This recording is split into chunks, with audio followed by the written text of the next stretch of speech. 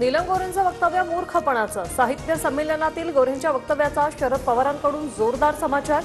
गोऱ्हेंना 4 term कशा मिळाल्या सर्वांना माहिती, पवारांचा टोला. नीलम गोऱ्हे विश्वासघातकी, निर्लज्ज बाई. लायकी नसताना 4 वेळा आमदार केला आणि ताटात घाण करून गेली. आरोपांवर उत्तर देताना संजय राऊतांचा संताप.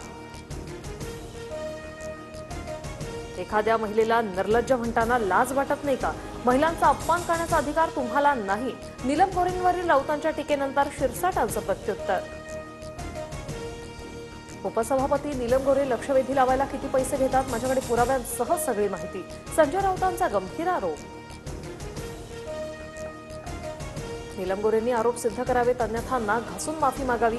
सुषमा अंधारेंचं आव्हान. तर गोऱ्हेंविरोधात ठाकरेंची शिवसेना अब्रू नुकसानीचा दावा ठोकणार.